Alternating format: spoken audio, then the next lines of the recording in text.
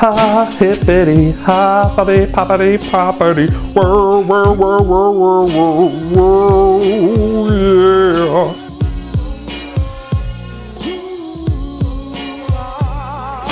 All right, so let's talk about investments. Investments are one of the ways that wealthy Americans take their money and put it to work for them, right? Now, before I get into it, let's think about how you and I are used to getting money. The number one way that Americans are used to getting capital is through their wages, right? I work a particular job for a certain amount of time. My employer and I agree, hey, you're gonna get this much money per hour, boom, right? Wages, right? The federal minimum wage and the state minimum wage are like bottom baseline amounts that people have to pay you, right?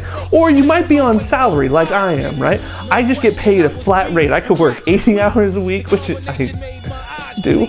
Or you could work like 10 hours a week, and well, you probably get fired at 10 hours a week, but you get paid the same amount regardless, right? Each month I get the same check for my wages. Either way, it's a wage. I do a job, I get money. Investments are different. Investments are where you take your money, you put it into some type of venture, and then you get money back without having to do anything, right? It's parking your money in someone else's company or into some other kind of fund, and it just generates money based off of the stake that you've put in, right? Now, here's the deal with investments. If you put that money into these kind of things, you might lose it all, right? That's called risk, right? When you put your money into an investment, if that investment fails, you lose it all. But if you put it in safe investments, you can make a lot of money over time, right? So one of the things that you got to think about investments, a direct investment would be like if Johnny wanted to start a pants company, right? And Johnny's like, I'm going to make the best pants, but I don't have any money. Now he could go to the bank and get a loan, right? And the bank would be investing in him. Or he might come to his rich friends, right? And then they might give him some money, right? And they would say, yeah, we'll give you $100 to get started, $10,000 to get started, as long as you pay us back with like interest, right? We have a stake in your company. Now that's one way to invest. The number one way that people invest in this country is through the stock market, right? Now the stock market is a very complex system, and I can describe it for you, but I'm gonna kick it over to this video, and this British guy is gonna do it, and I'm gonna hop in and I'm gonna let you know at the end, okay? So I'll catch you on the flip. What is the stock exchange and how does it work?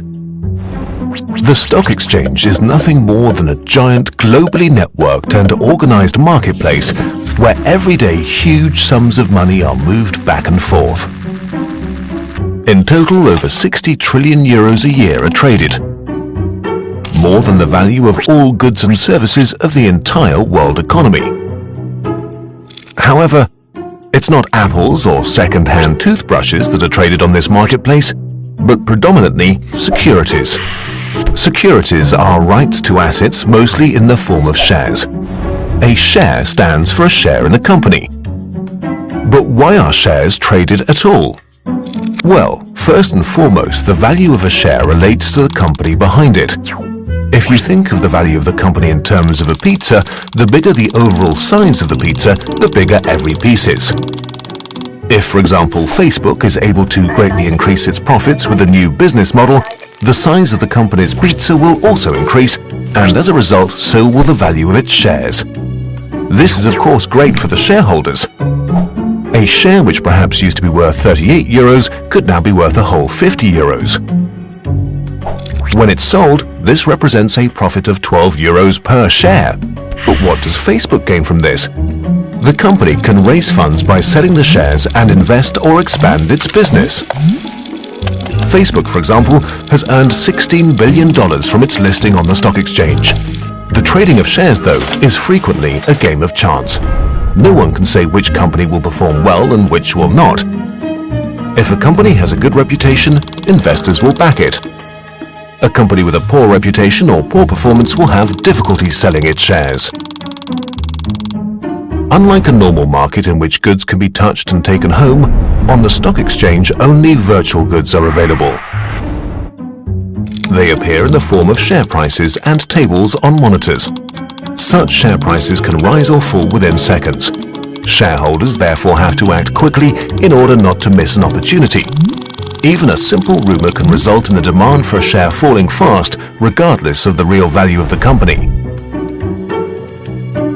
Of course, the opposite is also possible. If a particularly large number of people buy weak shares because they see, for example, great potential behind an idea, their value will rise as a result. In particular, young companies can benefit from this. Even though their sales might be falling, they can generate cash by placing their shares. In the best case scenario, this will result in their idea being turned into reality.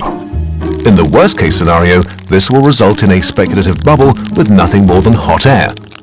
And, as in the case with bubbles, at some point they will burst. The value of Germany's biggest 30 companies is summarized in what's known as the DAX share index. The DAX curve shows how well or poorly these major companies, and thereby the economy as a whole, are performing at the present time. Stock exchanges in other countries also have their own indices, and all of these markets together create a globally networked marketplace. All right, so that's the stock market in a nutshell, all right? But one of the things that you have to know is that to invest in the stock market directly, you already need to have a lot of money, right? If we're looking at Google stock, right, before this whole kind of craziness with coronavirus happened, to own one Google stock cost a decent amount of money, right? And when it went up or down, it wouldn't matter if I only owned one share. I'd have to own 10 or 20 or 100 shares of Google to even see an increase over time, right? And so that's why most people like you or like me can only invest through things called mutual funds. And mutual funds are where groups of people take their money, pool it together, and buy lots of different stocks. So in case one particular stock fails, that's balancing out, and so you won't lose all of your money, right? And here's the thing, I may put in more than someone else puts in, but that's okay too because we're pooling it, right? And so thinking about these mutual funds, right? Now you could be investing in good things, right? Things that benefit the community, things like solar power or sustainably grown cotton for clothing, right?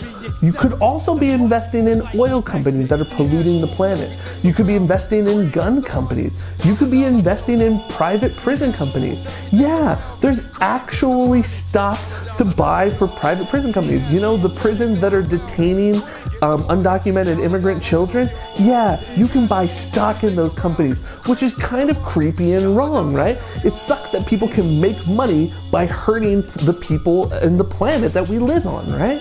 So when you're thinking about the stock market, as we move forward and you want to invest, are you going to put your money in a place that helps people, or are you going to just continue to create the system where the people on the top who are killing the planet make all the money?